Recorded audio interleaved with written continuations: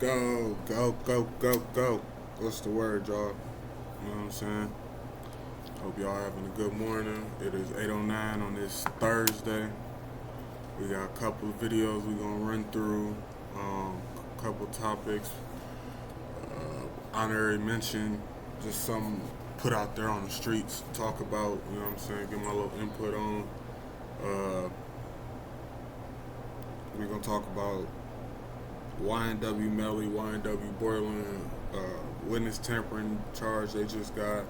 We're gonna talk about this Philly driver killed by the police. We're gonna talk about Blueface getting sentenced, and we're also gonna talk about this new little information they released about the Tupac murder and everything, and the arrest with that. So we're gonna do this little. We're gonna start this little video about this YNW melly and bortlen thing, this witness tampering. Let this run through, and then I'm gonna get my input on every subject at the end. Another twist just released in the double murder trial involving South Florida rapper YNW Melly. Melly's co-defendant YNW Bortlen was booked into a Miami jail Monday night and is being held behind bars on an out-of-county warrant. We just confirmed the warrant is out of Broward We got backwood today. We ain't doing papers, okay? We got backwood. Chill. County for witness tampering. The warrant obtained by Law and Crime Network states as follows. On or about April 10, 2023, continuing through and including July 22, 2023, Cortland Henry, aka Bortlen, along with others, did unlawfully and knowingly engage in misleading conduct toward another person with the intent to cause or induce them to withhold testimony. The warrant continues the alleged witness had been summoned by the legal process to the jury trial of Jamel Dimmons, aka YNW Melly. The dates in the warrant are important. Jury selection for Melly started in mid-April, and a judge declared a mistrial on July 22nd, the same day the warrant claims Bortlen allegedly tampered with the witness. Unlike Melly, Bortlen has not been in jail since he was originally charged for the double murder of his two best friends, YNW Juvie and YNW Sack Chaser. Due to COVID and jail overcrowding, Bortlen was conditioned to house arrest and was required to wear an ankle monitoring device. According to court records, earlier this year, Bortlen moved to a new address that was approved by the court. However, details of where and exactly when are sealed. In March, a judge altered the conditions of his release, allowing him to go to church for 2 hours each week, stating otherwise he must remain at his house at all times. His attorney requested another hearing to change his conditions again, but a judge denied that request in June. Last week, YNW Bortlen released a music video called Our Year, in which he mentions Melly, rapping, quote, "Melly will be out this year, now that's perfect timing." Though facing identical charges, Bortlen and Henry's trials were severed after prosecutors said they would be... I get you a rapper and everything, and you trying to, you know what I'm saying, keep your money flow going so you can have money to fight this case and everything, but bro, leave that shit alone. Just leave it alone, bro. If you ain't got no old songs that you been had in the vault that you can release and everything, stop writing, stop doing music, stop all that shit, bro. You gotta cut it, cause they paying attention to everything. They trying to bury y'all ass, boy. They trying to. You got caught with the murder, the two murdered people. You got caught with gun residue on you. Now you getting witness tampering, like, bro, you all over the place. You shooting videos, talking about Melly gonna be out this year. Like, come on, man. seeking the death penalty against Melly while Bortlen faces life in prison. During Melly's first trial, prosecutors presented evidence to a jury that they believed proved Melly shot and killed Juvie and Sack Chaser inside a car, and Bortlen was the driver. Surveillance footage showed all four leaving the studio together one early morning in October 2018. Hours later, Bortlen drove to the Miami area hospital claiming he was just in a drive-by shooting. Juvie and Sack Chaser were already dead inside the car. Investigators would later piece together a double homicide puzzle they believed was built on a lie, testifying in court that the evidence in the case pointed to the deadly shots being fired inside the car and that there was no evidence of a drive-by shooting. Jury selection for YNW Melly's next trial is scheduled to begin next week on October 9th. The state hopes to have a jury seated by the first week of November. YNW Bortlen's trial was supposed to start this fall, but the judge pushed it back to January 2024. Bortlen will most likely be transferred from Miami-Dade County to Broward County in the next few days for his first appearance in front of a judge. We'll make sure to keep you updated once we learn more. For Law and Crime Network, I'm Elizabeth Milner. Another... So pretty much, bro, you out here witness tampering, messing with people who they consider supposed to be credible witnesses. Like I was saying about you releasing music and everything, they gonna pick through your song, they gonna pick through your video, they gonna try to say you sending threats through your music. You know what I'm saying? Like you gotta cut this out, bro. Like personally, when I first seen the news about the Bortlen getting witness tampering, I'm like, shit, that might be better. That might be better for Melly, cause they already don't got Melly at the scene. All they got is his phone there. You know what I'm saying? Bortlen got the residue he was doing with the bodies when they pulled up to the hospital, all that. So I was thinking like, you know, maybe Melly could get out. You know what I'm saying? They already had the mistrial, so their case looking real weak. But I don't know, cause Bortlen just got hit with another charge. Then I seen another video where they said Melly got Melly got hit with witness tampering. Let me see.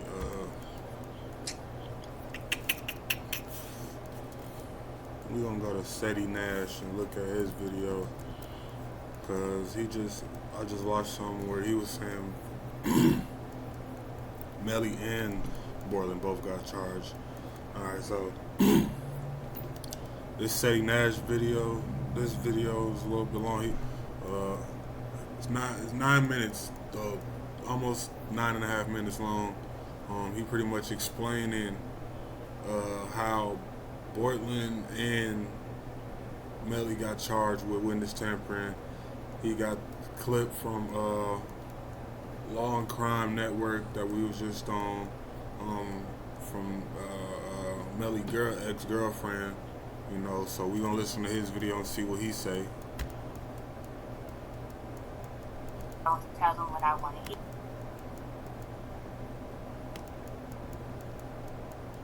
Against Mark Moretti. What are you hoping happens there? I hope the judge can lift the warrant off me, and I don't.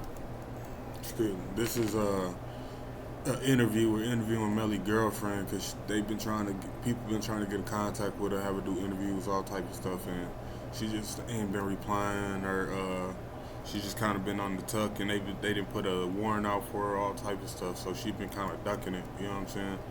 But this is what the beginning of the video is. This is what y'all hearing right now.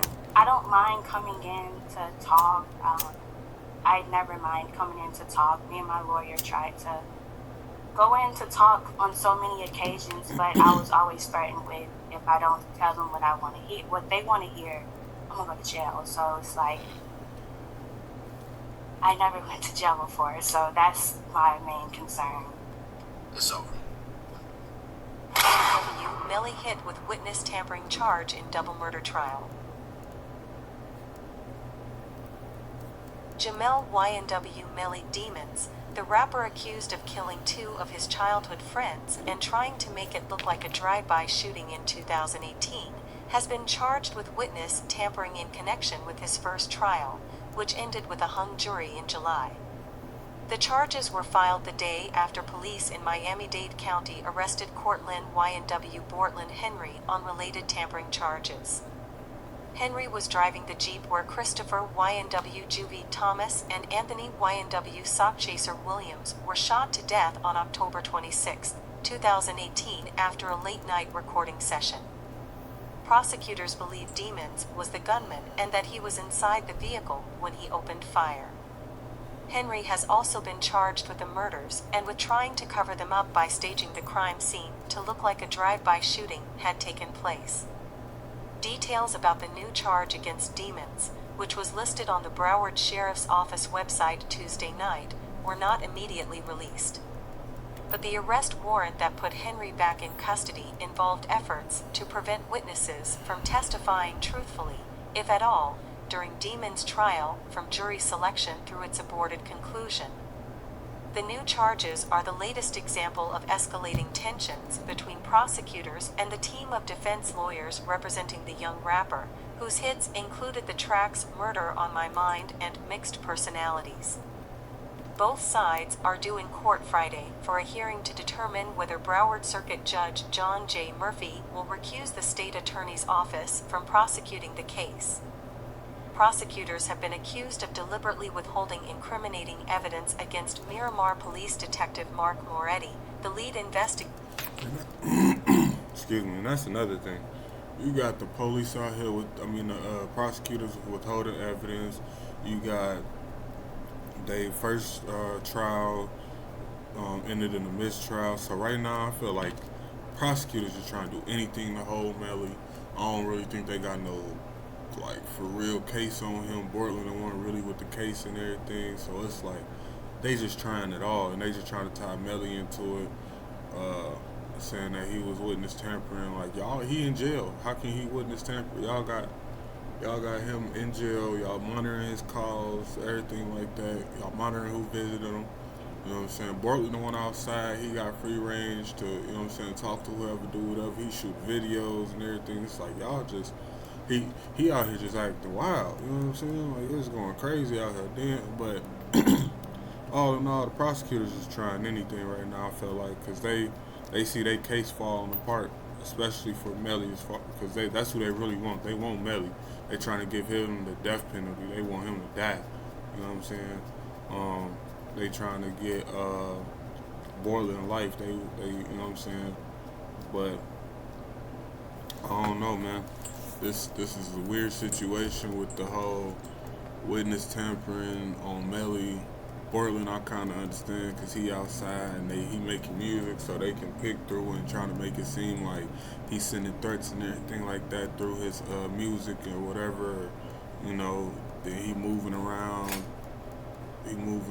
getting different what's the name? He moving around trying to get different addresses. You know what I'm saying? It just seemed weird. You know what I'm saying? Everything he doing seem weird right now. So that's that on the Melly witness tampering thing. We gonna go to this Philly. This Philly man getting killed by the police.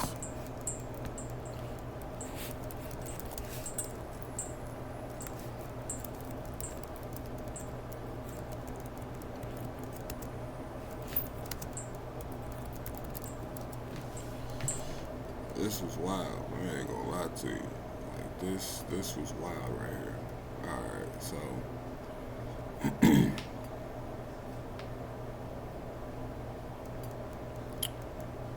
I'm gonna let this video play because I do not want to butcher this officer's last name. Excuse me. Give you a little backstory real quick though. So pulled over a guy. He was fidgeting in the car, I guess, or whatever. They was trying to get him out the car. Officer hopped out the squad car. So, they wasn't even trying to get him out the car. As soon as they hopped out the squad car, he went right up to his window, gave him one command, and got to blowing him.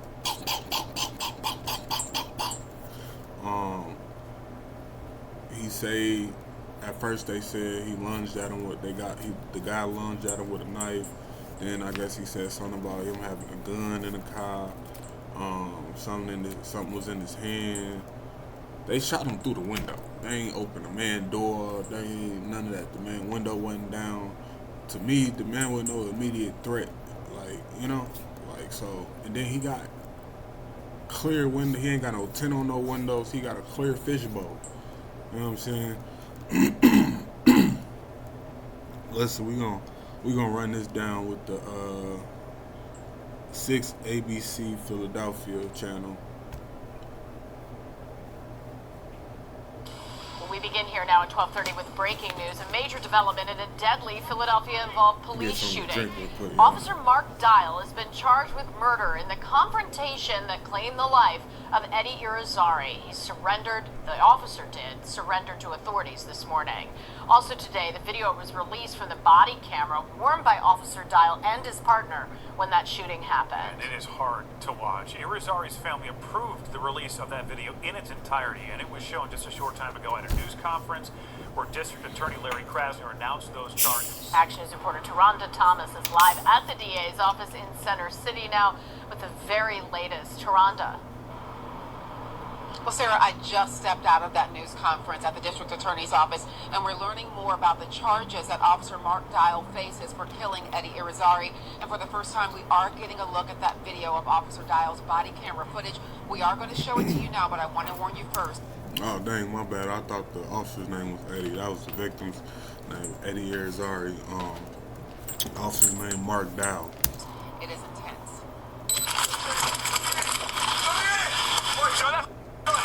I'll shoot you! 413, shots fired, 100 West Fuller.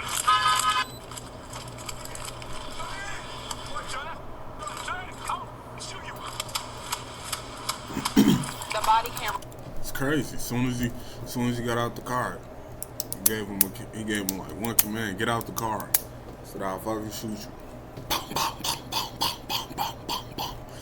Crazy, man. Ain't even move wrong, do nothing. They say he was reaching for something, but like, I don't know, man. You can't really tell. The man body cam footage don't look like the man was moving, reaching for nothing, and none of that. Officer just got the blown through the window. Then he wasn't even securely shooting. He ain't had both hands on the gun. None of that. He just got the wildest shooting there where he could have possibly shot his partner because of the way he was shooting. He ain't see if his partner was in crossfire. None of that. He just got the blowing. Camera footage from Dial and his partner was released at the request of the Irizarry family. They'd already seen it. The footage shows the entire incident, which unfolded on August 14th near B and Erie Streets in Kensington. Irizarry had been driving erratically in that area as police attempted to pull him over. Now, in the video, you heard Officer Dial yell at the 27-year-old to show his hands, and he approached the vehicle and then fired 6 total shots. Police originally told the public that Irizarry was shot outside of his car as he lunged at Officer Dial with a knife, but surveillance video showed that was not true. Officers did find knives inside the car, but Irizarry was shot while sitting in the driver's seat. Now the Philadelphia District Attorney's Office is promising a full investigation. These body-worn camera videos will be introduced into evidence, most likely at both the preliminary hearing and at trial. They are crucial evidence in the case, and in many ways they speak for themselves. Video evidence in this case, which we've uncovered, demonstrates completely that Officer Dahl got out of his car, ordered him to show his hands, and then heard gun. And you can hear it on the video. He then saw an individual pointing what he thought was a gun right in his face. Fearing that he was going to be the next police officer killed in the streets of Philadelphia, he fired. Now, that is the attorney for Officer Mark Dial. He turned himself in this morning. We were there. The district attorney's office says he will be booked and arraigned today on charges that include murder and voluntary manslaughter. The Philadelphia Police Department has already suspended him for 30 days with intent to dismiss. That, the department says, is because Dial was not cooperating with the investigation. Meanwhile, Eddie Irizarry's family says they want justice. Family members have told Action News that Irizarry was schizophrenic. They've been calling for the officer to be arrested. Now, another issue is whether Officer Dial's partner did yell that Irizarry had a gun. That was something that we posed to the district attorney. He directed us to look back at the video. The officer's attorney says that's what happened. But again, District Attorney Larry Krasner directs us to the video. And I want to throw in something else. This video is being released to the public, but Krasner really said that with a strong warning. He really advises anyone to think twice before looking at this video because it is, quite frankly, pretty hard to watch. We are in Center City. Man, you ask me, dude was just hyped up, wired up, and just wanted to kill somebody. Thought he seen a gun, thought he, you know what I'm saying, thought he heard a gun.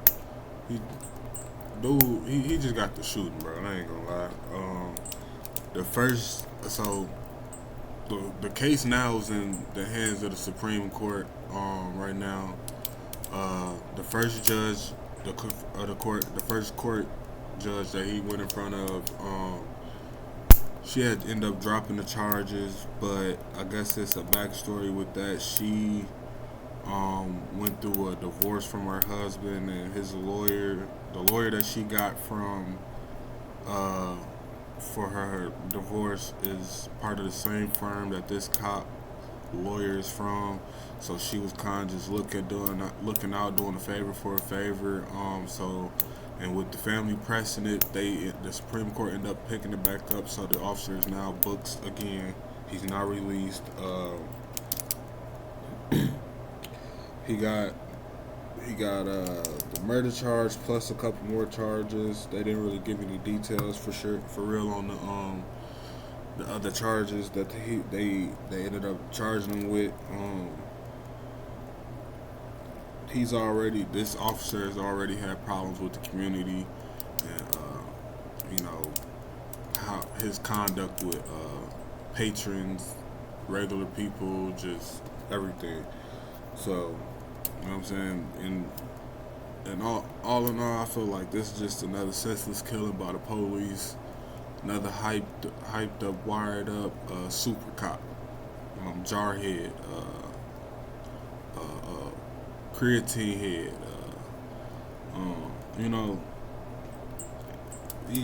These police gotta just chill. If you scared, don't work in the suburbs, man. Don't work in the cities. Don't work in the hoods. Don't work in the ghettos. Don't work none of that. Go work downtown. Go work in where the rich white people stay at, where the soccer moms and all that stay at. Like, y'all is out here playing crazy, killing people. Like, y'all ain't tired of these riots. A riot that sparked from this. You know what I'm saying? A couple people end up getting arrested from the riots, destroying the city, breaking in places, stealing, all types of shit. Like, y'all just got a whole bunch going on. Like, y'all police everywhere, and I ain't saying all police bad, but it's a lot. To us on the outside, the bad police outweigh the good police. So it's like something gotta give, man. This gotta make sense. This gotta start working for the community instead of against the community, man. Next thing, we gonna look at this Blueface getting sentenced for this Las Vegas shooting outside a strip club.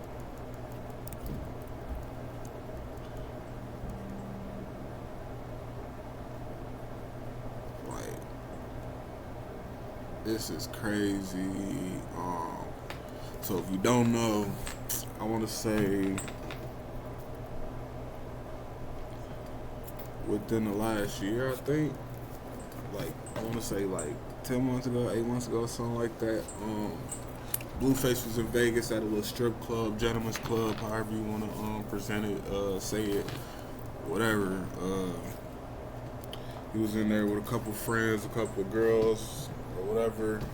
He ended up getting into it, having a back and forth with some people. His homeboys had a little back and forth with the same guy. They went outside. The guy pulled up on the side of him, said something through the window. From witnesses saying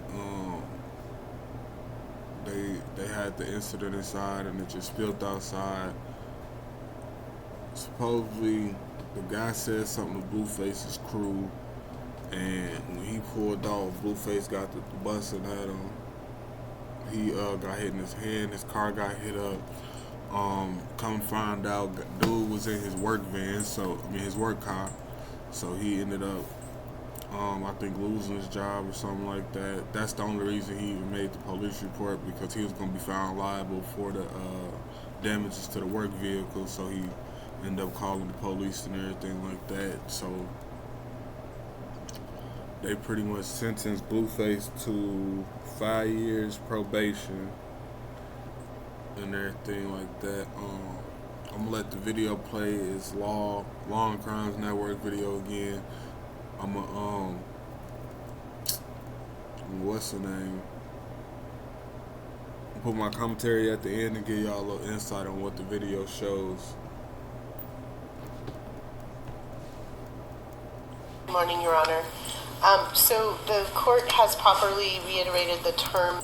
This video is a little long. It's 16 minutes, but work with me. You know what I'm saying? I want y'all to get the gist of it as well as me explaining it, so you can get their words and my own opinion. Of the negotiation, I think since Mr. Ports went into some of the detail, I think it's important for the court to have some context and understand why this negotiation is the way it is. While it is certainly true that Mr. Traylor was involved in a fight with people at the strip club, Mr. Porter was not involved in that fight. And what happened later was Mr. Traylor went to his vehicle and then drove very slowly up to a group of people who he felt had aggrieved him in the fight and rolled down his window and displayed a firearm, causing other people to jump back, and then he sped into a group of people, ended up hitting a woman and hitting other cars, and then took off. And that's at the moment when the yeah, so that's what they said. They say he pulled up after the fight. He got beat up. You know what I'm saying? He felt some type of way. He got in the car. They say he pulled up on the side of him, got the talking stuff. He had the gun in his hand. The people with blueface jumped back. Girls running out, getting out the car, running, because I guess that they always get in the car to pull off. And then when he pulled off, he hit somebody trying to get away from the situation. And that's when Blueface got to shooting at him or whatever, or who they say was Blueface shooting at him. You can't, the original video of the shooting is kind of like grainy and it's black and white, so you really can't tell too much. But from what they say, it was Blueface shooting. Conduct from our client occurs. So while I'm not here to minimize it, that's what we're not doing. Hurry up so I can skip this. There is no doubt, but there is a lot from Mr. Traylor that led up to this, and I think the court should also be aware Mr. Traylor is suing Mr. Porter, the nightclub. The nightclub is being sued by the woman who got hit by Mr. Traylor. I mean, there is a lot of moving parts here, but then Mr. Traylor met up with friends over at Town Center in a parking lot, didn't call. Pretty much what she's saying is this is a money grab or money move for everybody.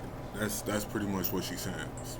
Everybody trying to get some money off this whole Blueface ordeal and situation.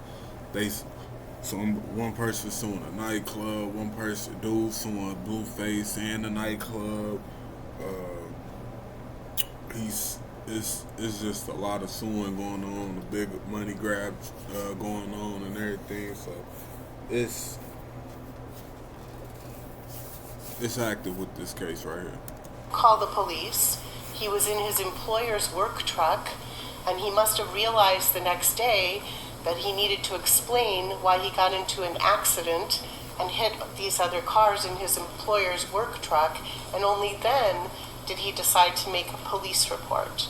And he did have some kind of a graze wound on his hand. Again, no one here to minimize that. I think the court needs to understand that there's a dynamic here. I think because of the civil litigation, Mr. Porter's probably going to opt not to address the court, but I'll let him decide that. The negotiation is reasonable given the circumstances of this case. The other incident that Mr. Ports references has to do with taking a cell phone from a woman, and that is who was filming him, and the woman was actually punched by a female colleague of Mr. Porter's. But again, not trying to minimize. You know, we didn't come in here to minimize. We came in here to say that the negotiation is reasonable and the court should follow it. I would Roach killer, no roach left behind. You know what I'm saying? It's still chunky. You still got a little meat on there. You know what I'm saying? Does live in California and will be seeking interstate compact transfer under the interstate compact agreement. we believe that an underlying sentence of 12 to 36 months is appropriate. Taste that. Tastes good, don't it? Versus the state's position of 4 to 10. There is no restitution request in this case. I noted from the probation report, and I assume that's because Mr. Traylor is going to pursue his remedies in some civil suit. And it does appear that Mr. Porter has credit time served for 22 days by my read of the probation report. So we would ask that the court, I don't think that there's any opposition to the order out. I thought that the strip corridor ended at Sahara. I did too, and that's why I was curious to see if there was a separate order related, because I think what the focus is if it's going to be interstate compacting, obviously limited issue there, but if it's going to be here, the request being made to extend casinos and sort of those environments might be not appropriate during the probation. Right. I understand the ask, I just wanted to see how it covered it. And they know that they've changed it somewhat recently. I don't have a copy of it here. I mean, if you wanted to include it to strip corridor to the 95, that's fine. I think you could just say it that way. I just don't think that the traditional order out region covers downtown. But he's not otherwise seeking to not have the order out or employed in those areas or anything like that. We're not opposing it. He doesn't live here, and it's fine, and that's fine. Mr. Porter, is there anything that you would like to say on your behalf today? I appreciate that you have the other matter pending, but it's up to you entirely. This is your opportunity to say something, but you're certainly not.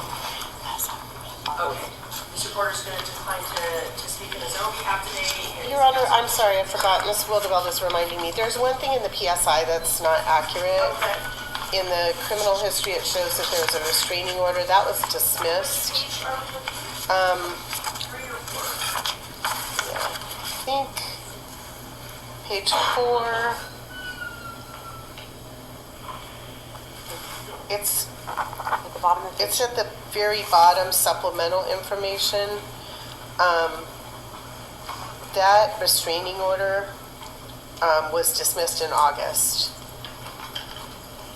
All right, it looks like it just had, when they found that the original expiration term, they were not aware that it had been dismissed. I did not rely on that in any way for today's purposes, primarily focusing on the prior history and the weapon history, but we'll make that note for the record here today, that although there apparently was a protective order, it's not currently operative. Okay, great, thank you. It's time now to hear from Mr. Traylor. Are you ready to come up, sir? Do you want to be at council table or at the podium? Okay, come on up. Before you do your testimony, the clerk will speak. Swear you in before you speak. Sir, raise your right hand. Do you solemnly swear the testimony you're about to give in this action shall be the truth, the whole truth, and nothing but the truth, so help you God? Yes, ma'am. Please state your full name, spelling your first and last name for the record. Kentavious Traylor, K-E-N-T-A, B as in boy, I-U-S, last name Traylor, T-R-A-Y. So, this guy right here is the victim of the beating and shooting of Blueface and his entourage. He's the one with the graze wound on his hand. He's the one suing and everything. Also, just listen to how my man's addressed the court and explains his grievances about this whole ordeal. My man's is a character, B. Y-L-O-R. And Mr. Chairman, what is your testimony today? So first of all, I just want to start by saying thank you, Judge. I'm just completely disappointed in this complete process, actually. From the DA to his representation to him to everything. It's just all been a complete drop of the ball on my end. I have completely lost faith in the justice system. This crime has done nothing but take a toll on my life since the day it happened. I haven't been able to get work. everything has gone down the drain. Bro, you ain't able to get work because you went to a strip club in your work vehicle. That's why you ain't able to get work. You don't think nobody looking at this? You don't think nobody seeing this? This is, you press charges. He is a rapper.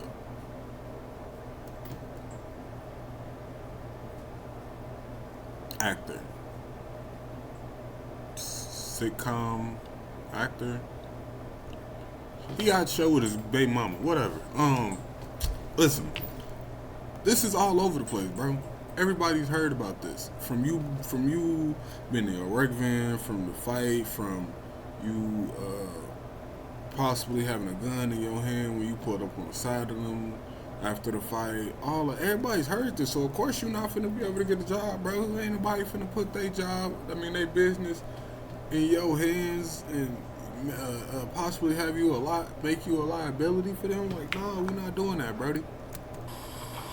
And yeah, I just feel like this has not been done on my case. I mean, this hasn't been done on my behalf.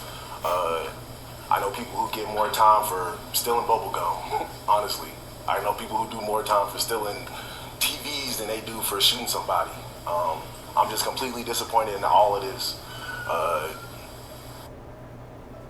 Are you a low-income American on food stamps or Medicaid?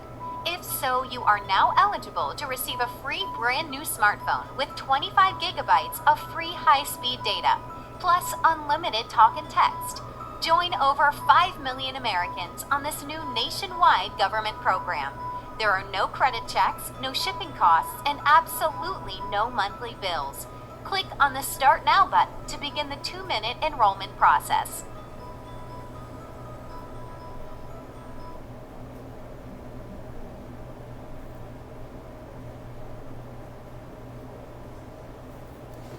Season 2 trailer for Hours Before Force drops right now. Yeah, I hate the way my name was ridiculed in the social media before I could even find out about it. Like I said, just this complete process has been a complete drop of the ball. Yeah, that's all I got to say about it. It's a complete drop of the ball, and that's it. It is what it is.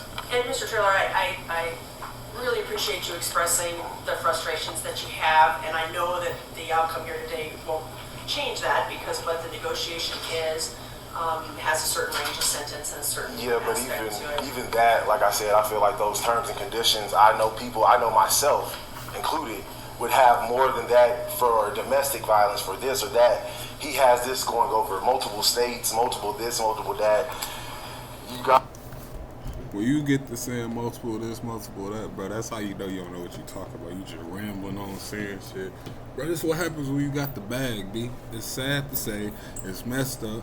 You know what I'm saying? For regular people, folks who actually work 9 to 5s and getting by and all that. It's messed up, fuck. But listen, he got the bag. Just be lucky he getting anything, because they could have threw this out. You know what I'm saying? They could have threw this out. You out here just messing around, bro. You messing up, bro. You know what I'm saying? They could have honestly just threw this out. He could have just paid.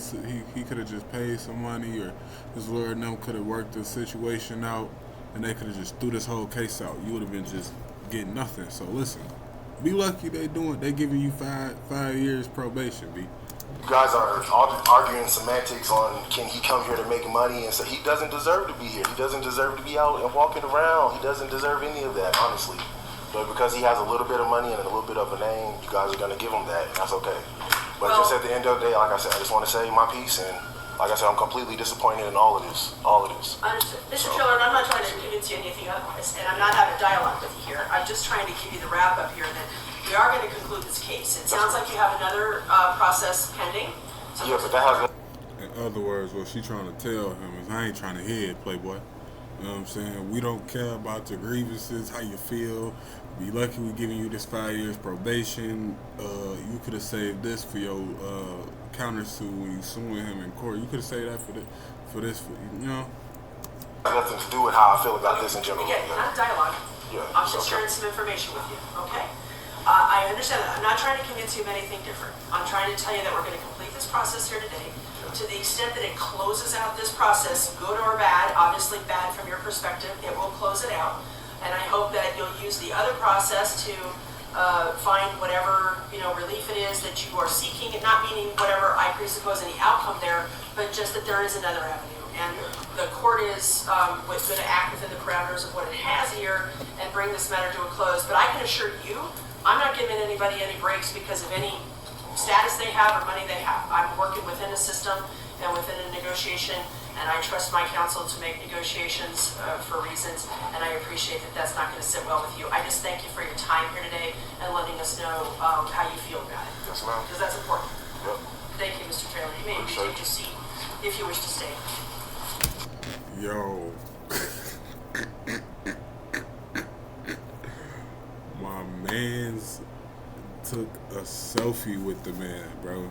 As soon as he said yep and the judge got done talking, he took a selfie with Blueface. He's a fan, bro. That's what I'm saying. Like this was a clout move. This was a clout grab. This was I got into it with Blueface. Look at me type. You know what I'm saying? Yeah, like dude's a clown, bro. Like this is crazy. It's hilarious. Like I don't understand. Like, and then I don't think he know. Like that's gonna look terrible in your countersuit. Like they gonna be able to bring up the fact that this was a clout move. This was a money grab. You got into it with him on purpose because you knew who he was and you knew you was gonna be able to sue him. Like you might get maybe 50,000, 20,000. You know what I'm saying? Like you playing yourself, and this is exactly why they gave him 5 years probation instead of jail time. Cause they already knew, like, bro, this is clown activity. This is clown activity. This is bullshit. You know what I'm saying?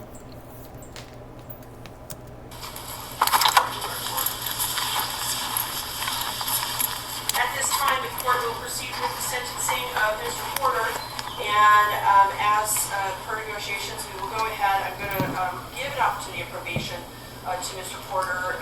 Same discussion with you, Mr. Porter, that I had with another gentleman this morning. You are here and doing probation here unless and until you are affirmatively approved, meaning given actual permission by the criminal probation department to travel out of state, whether it be a travel pass initially or your interstate compact, but you have to be here doing your probation. And I'm going to go through the terms and conditions and your underlying sentence and all the specifics. And I want to emphasize something here before I even get to that point. I don't typically go through standard conditions probation one by one because I don't feel it's necessary. I know that they're applicable, and then figure when you go through your orientation process and all that. I ain't gonna lie, once I found out he got 5 years, I ain't even listen to all this. I didn't know he had to be in Vegas for the probation. I thought he could have just, you know what I'm saying, been on probation, having to come back and forth between Cali and Vegas. PJ ain't nothing for them. Driving ain't nothing for them. I believe Vegas to LA or wherever Blueface is at is like 4 hours, 5 hours. I want to say maybe it might be a trip. It might be like a trip from here to Chicago, Minnesota to Chicago type thing. So like, which is 6 hours. So it's depending on how you drive, but you know what I'm saying. It depends on how you doing on the road, man. But that's pretty much it for that. Dude is just. Dude's a clown, man. He messing himself up, bro. He don't even know it. Let's see. We gonna talk about this bigge.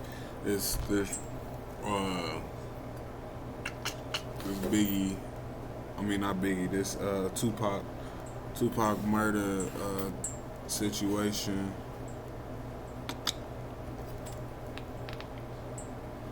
Let's see, whose video can I go to for this? So,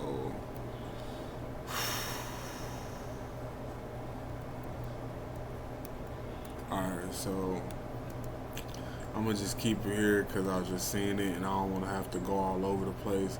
This is a mix. This is a mix of. Actually, let me see. Hold on. I might be able to do it this way. See if Academics got it on his thing. Oh yeah, please. I gotta remember. Do the react to the sexy red. Not react, but give my commentary on the whole sexy red situation. If I forget, I forget. I really don't care to talk about her because I don't even listen to her. I feel like she just, you know. Let me see.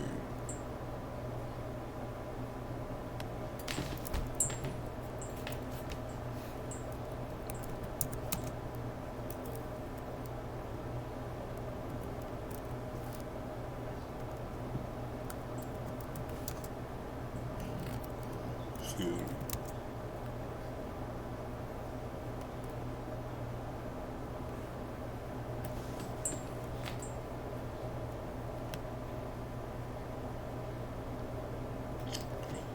Dang, man. Let me see. Where did I?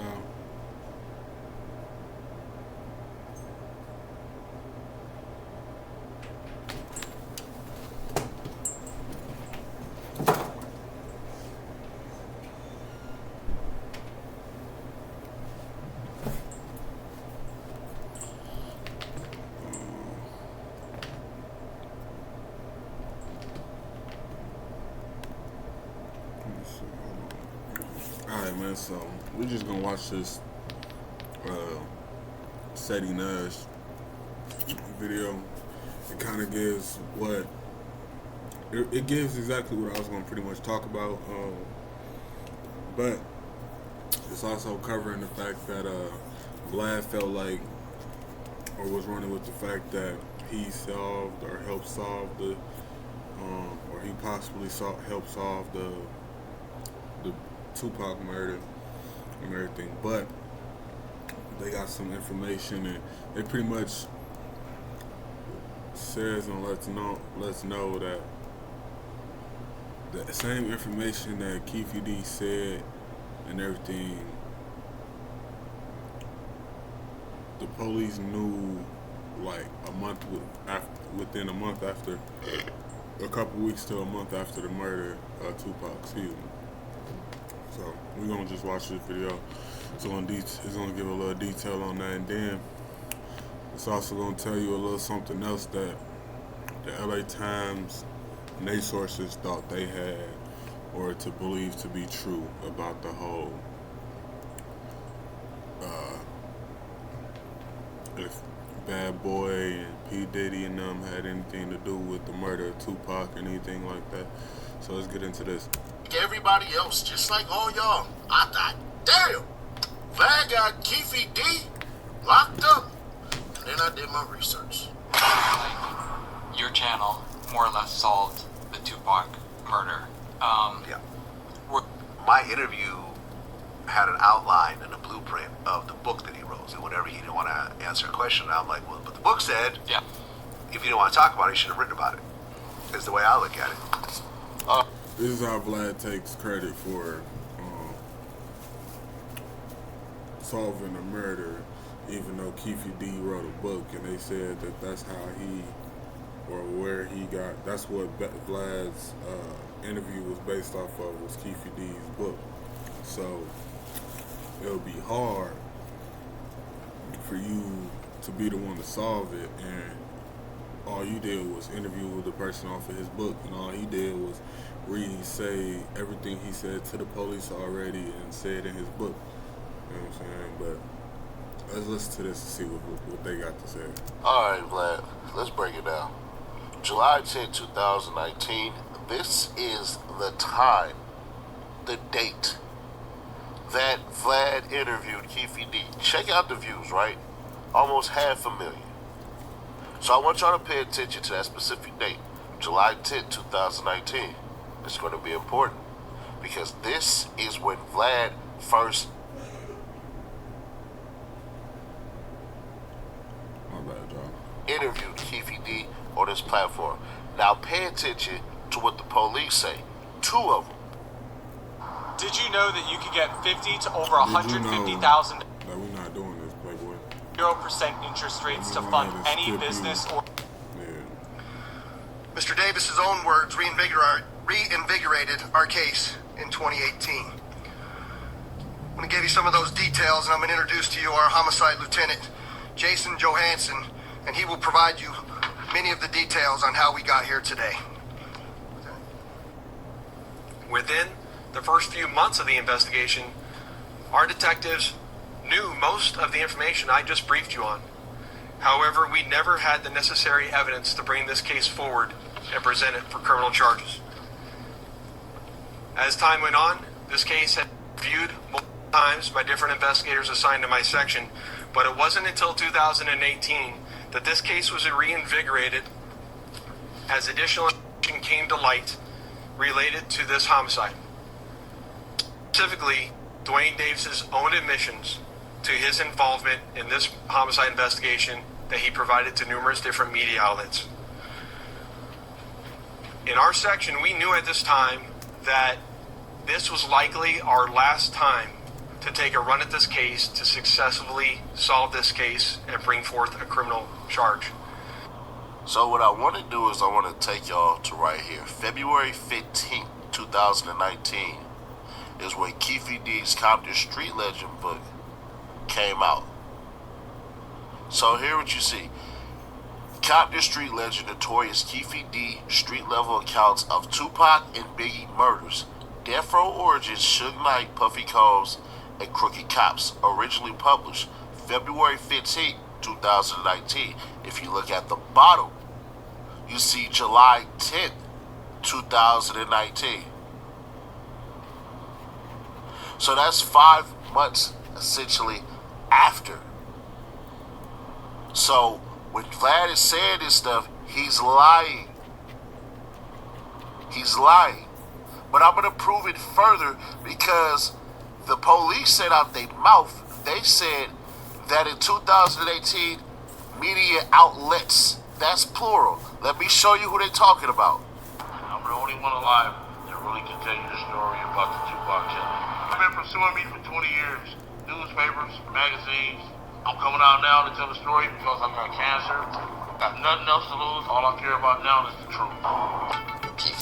So y'all see in my last video when I was talking about the klled and the Tupac murder and everything, I told you I felt like the whole press run with the whole murder thing, the book, the interviews and all that, that was a money grab because he said he got cancer. Y'all just heard it out of his own mouth. He said he got cancer and everything, and that's why he coming out with it now. klled and his entourage. I'm with klled. The driver, a guy named Terrence Brown. Behind the driver is DeAndre Smith. He's and klled's nephew Orlando Anderson. He's sitting behind the right front passenger. He said the Death Row guys were going to have a concert at the 662 Club. So we went to the 662 Club. Let me help y'all out with these dates. You see, February 23rd, 2018. So if you look at klled's photos, he's wearing 2 different clothes in 2018. These were the recordings that he was talking about. You see how this one has almost 4 million views? Vlad's doesn't even have 500,000 views. So what I'm trying to get y'all to understand is, respectfully, Vlad is lying. He would like to say he solved it, but he didn't. You know who actually solved this murder? It was already solved in 2002.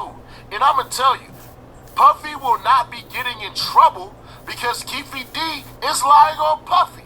Because Biggie was supposed to pay the $1 million. What they don't tell you is Biggie was in Vegas the night of. This is what a Rick... I ain't gonna lie, that was shocking to hear. That was definitely a bombshell when I heard this shit. Cause listen, well, this whole time y'all been telling us these dad homies, dad friends, they really was secretly talking to each other on the low and was trying to work together, all this extra. And Biggie the one that put that bounty on him for Elmski. Listen, man, it hit different when when this whole time y'all been covering this up and the West Coast knew exactly what was going on, y'all could have been told us. You know what I'm saying? This really why the whole East Coast, West Coast war thing going on, or was going on, you know what I'm saying? Y'all out here moving Milwaukee, boy.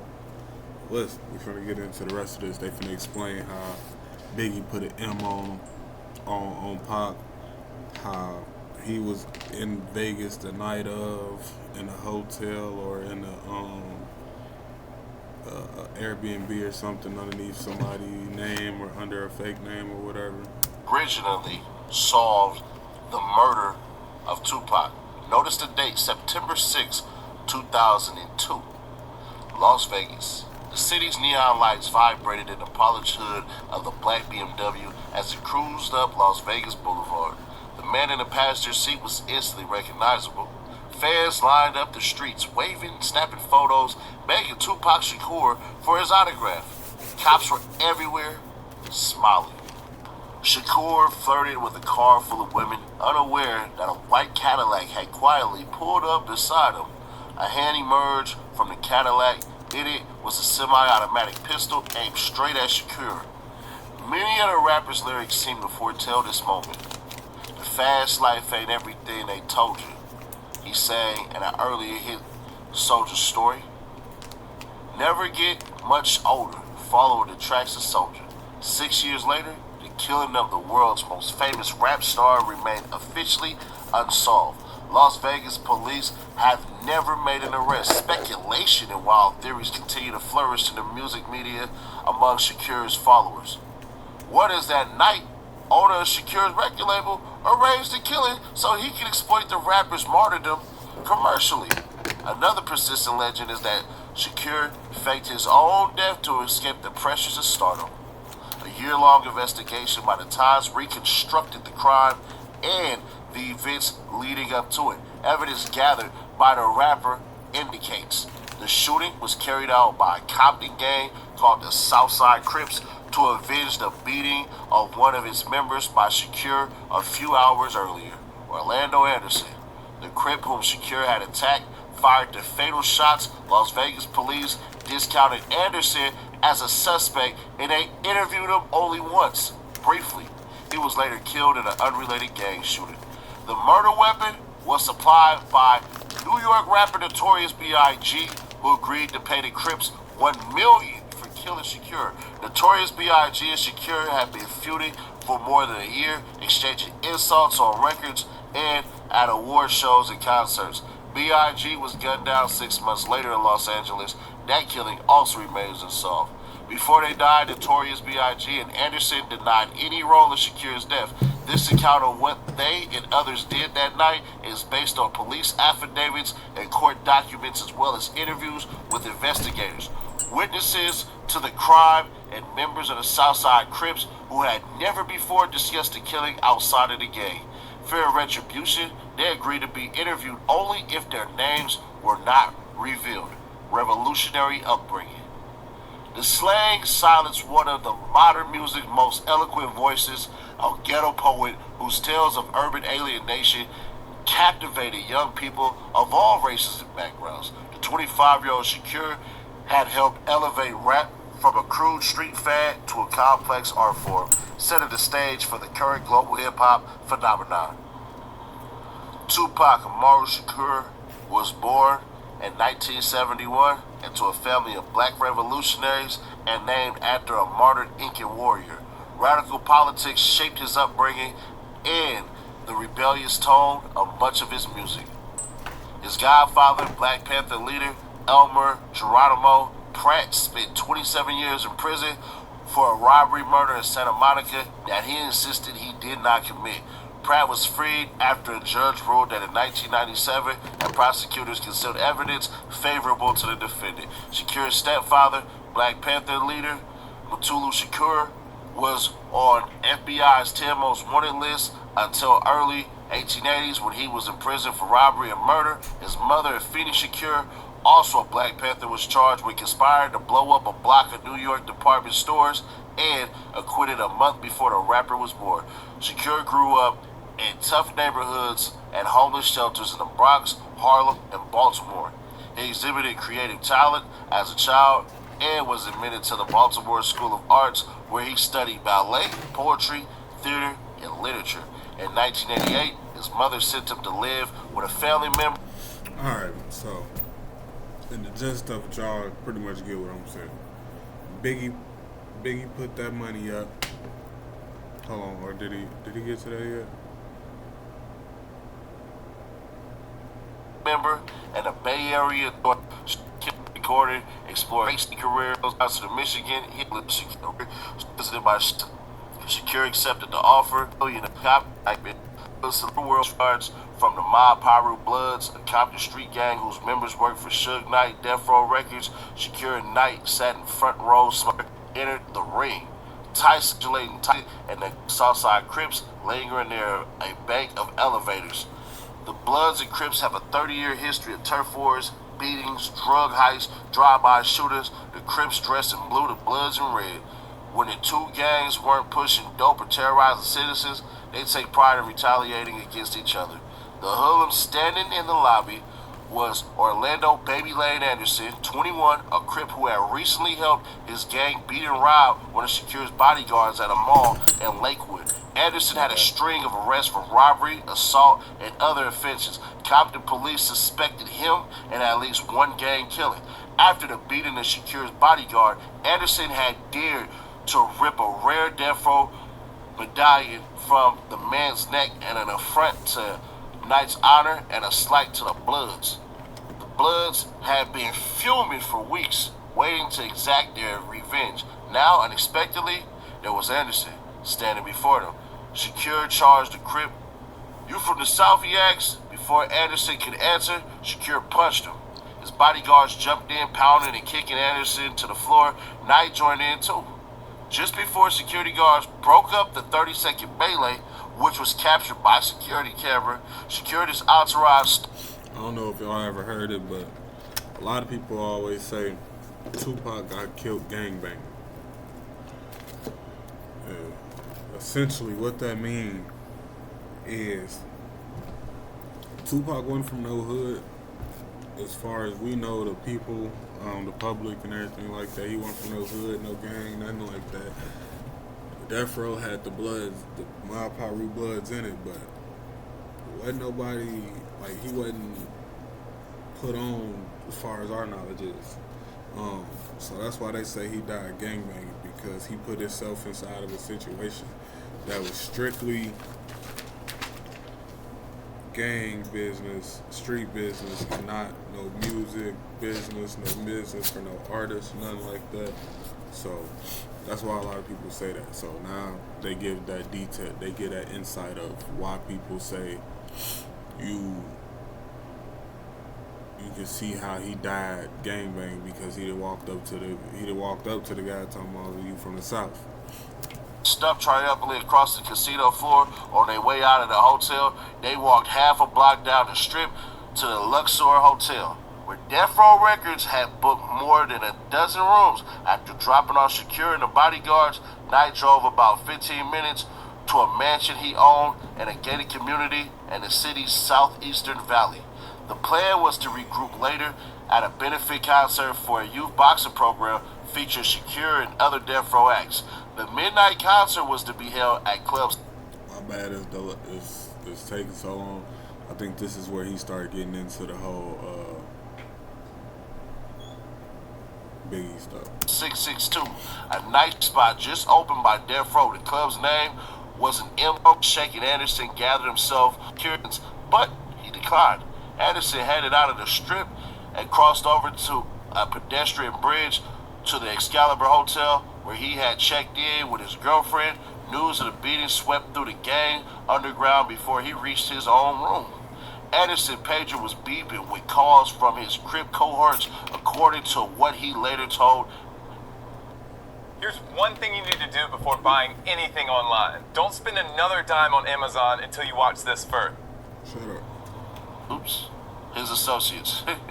Anderson phoned his comrades and set up a meeting at the Treasure Island Hotel. He changed his clothes and hopped into a taxi, headed for the hotel with a huge neon skull and crossbones out front. Treasure Island had served as a Crips headquarters During boxing matches for years, the gang would rent a fleet of luxury vehicles, ride across the desert in a caravan, hand their keys to the valets, and head to a block of rooms booked under fake names. Drug trafficking paid for all of this. The ritual had little to do with boxing. Many gang members never attended the fights. They came to party and bask in the post-fight revelry. The ritual had little to do with boxing. Many gang members never attended the fights. Many came to party and bask in the post-fight revelry. The drinking, the gambling, the drugs, the prostitutes. Other street gangs followed suit, flying in from Harlem and Atlanta, taking over establishments up and down the strip. By the time Anderson's taxi reached Treasure Island, more than a dozen gangsters were holed up in a Crips reserved room. Marijuana smoke clouded the hallway. Alcohol was flowing as Anderson opened the door. The gang was furious. The topic of discussion: who gets to pull the trigger? According to people who were present, the Crips decided to shoot Shakur after his performance at Club 662. The plan was to station 2 vehicles of armed Crips outside the night spot and lie in wait.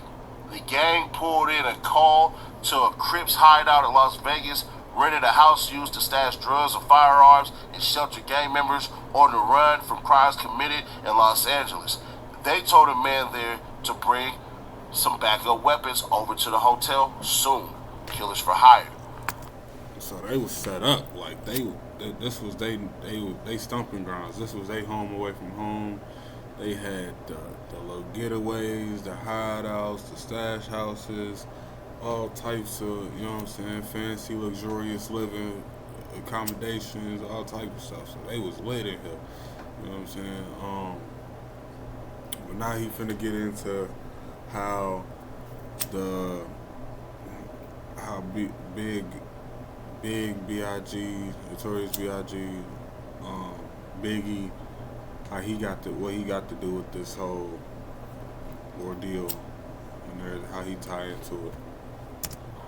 For the Crips, the beating of Anderson was an egregious affront warranting swift and fatal retaliation. Still, the Crips stopped. Why not make a little money while they're at it? They decided to ask Shakur's biggest enemy to pay for the hit. The gang arranged a rendezvous with Notorious B.I.G., the Brooklyn rapper whose real name was Christopher Wallace, hated Shakur and had been feuding with him for more than a year. Once tight friends, the two entertainers now ridiculed each other at events and interviews and on recordings. And one song called Hit 'Em Up, Shakur bragged about having sex with Wallace's wife and vowed to kill him.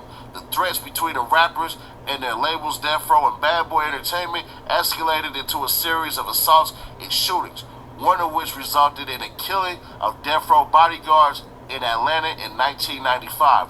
Fearing for his safety, a friend of Wallace arranged for the Crips to supply bodyguards for the rapper whenever he traveled west. Over the years, the gang was paid to provide security for Wallace at casinos and Las Vegas clubs, in Hollywood, and award show in Los Angeles. Besides cash, Wallace gave the gang access to stars, groupies, and inner sanctums of the music business. Wallace began flashing Crip gang signs and calling out to the homies at concerts, sometimes inviting gang members on stage privately.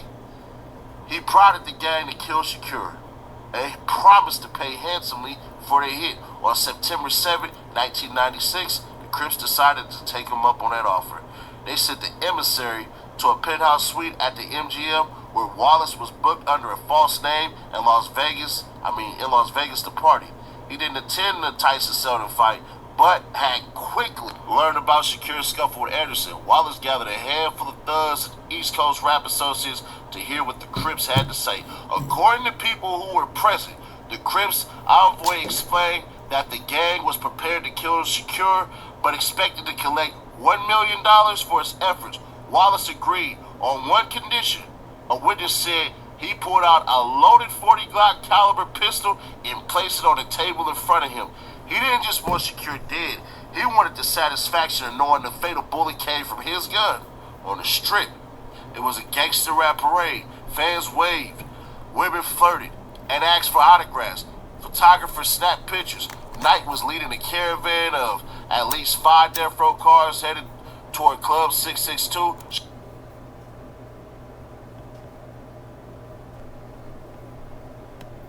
Shakira Knight turned heads as the convoy proceeded slowly north on Las Vegas Boulevard. Around 11 p.m., police stopped Knight for cranking the black BMW stereo too loud and not properly displaying its license plates. Shakira Knight joked with the officers and talked them out of issuing a ticket. Then the BMW turned right on Flamingo Road and headed east towards the club. Moments later, Anderson and 3 other Crips took an elevator to the Treasure Island lobby. They walked out into the valet parking area, hovering under the Hotel Skull and Bones logo. The 4 Crips waited silently as the valet brought out a 1996 white Cadillac and opened the doors. They piled in and eased the sleek new sedan into traffic. A 5th Crip, in an old yellow Cadillac, met them at the curb, followed them close behind. He rode solo with an AK-47 assault rifle lying across the front seat. The traffic in front of Treasure Island was bumper to bumper. Cars honked, billboards flashed, neon lighted, fountains trickled nearby. The driver of the white Cadillac lighted a cigarette. Behind him sat Anderson. The Crip in front of the passenger seat handed Anderson the loaded Glock from Notorious B.I.G. The 4 men discussed staking out the club where Shakira would perform after waiting at a stoplight between Caesar's Palace and the Barbary Hospital. Alright, this video long as hell. So pretty much, man, y'all get the gist of it. They say Biggie put up that $1 million, gave him a gun to shoot Pac with. What the article is going to continue to say is how they didn't get the money from Biggie, that they never got $1 million or whatever. It's crazy, man. Like, I can't believe, I don't know what to believe. They done gave us so much different stuff with this whole Tupac thing. I was 2 when he died. You know what I'm saying? But just following it, knowing about it, hearing it, watching the shows and everything, interviews, documentaries, all types of stuff.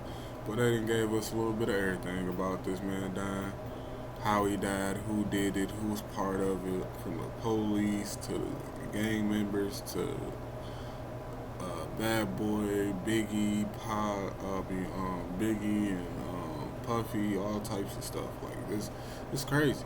I don't know, man. Let's get to this Sexy Red thing. So for those who don't know, she either put out or it was leaked, but a sex tape came out, Sexy Red, on there sounding like Glorilla in the bedroom. You know what I'm saying? It's crazy, dog. You know what I'm saying? They say her Cuda brown and her Uda brown. It ain't her Cuda ain't pink. You know what I'm saying? She lying and misleading y'all. You know what I'm saying? I don't know what's to that whole. I already got the STD. All I need is the U. I don't know if she was trying to be funny and say the stud shit or whatever. I guess she got some shit on her lip. Shit wild. They think she got herpes, or whatever's going on with that. But yeah, man, it's going crazy. Sex tape, I guess, was leaked on her IG story, I guess it say. Wow. Then she posted on Twitter saying, "I'm so heartbroken. Anybody that know me knows I wouldn't do no goofy ish like that." Talking about posting her sex tape on the IG. It's crazy. If you ain't do it, who did it? Who got access to your phone? I feel like it's crazy because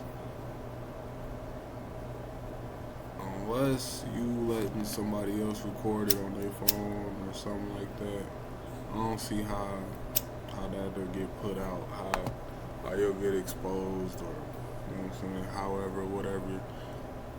It's just weird. It's all types of stuff going on with this. People's sex tapes getting leaked, especially these newer artists. It's like, I don't know if it's just a clout move and something to like add to their name buzz, so keep it popping and keep it relevant in the mix for the week or something. But like, this is crazy. So now everybody finna be talking about this sexy red stuff. It's just wild right now. Let's see. I had an honorable mention. So, for those who don't know, I live in St. Paul, Minnesota.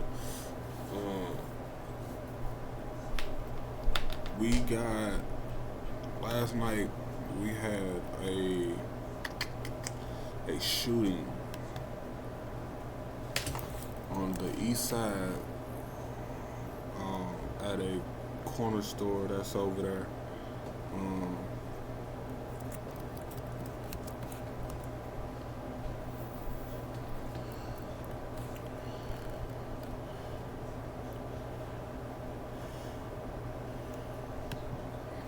Let's see if we can find it.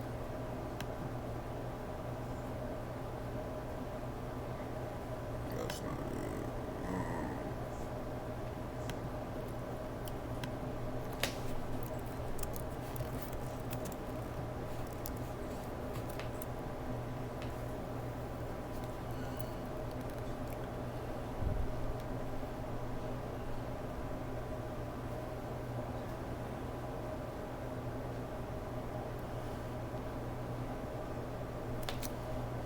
So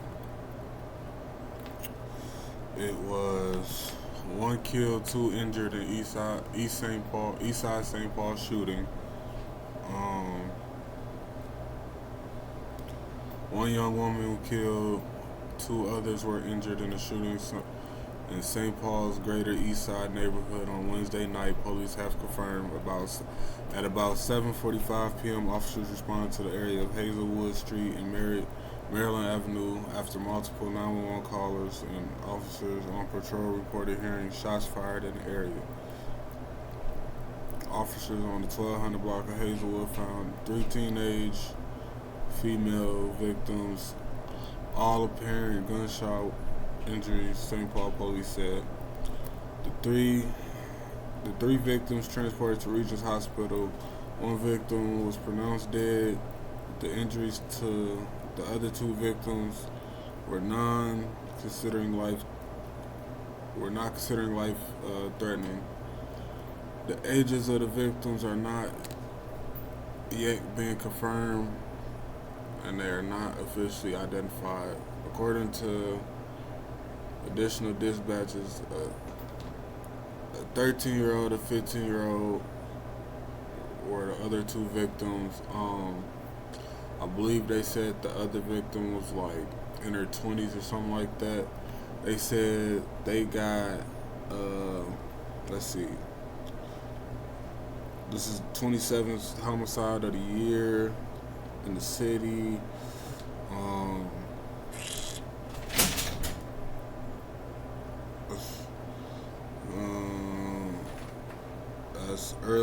As of early Thursday, there has not been no confirmed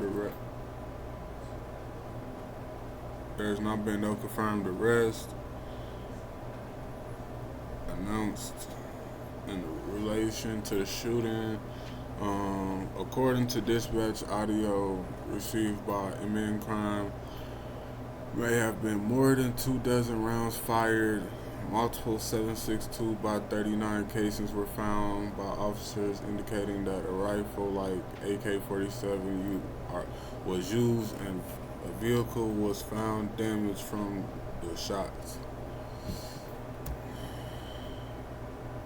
This right here, man, this is crazy, bro.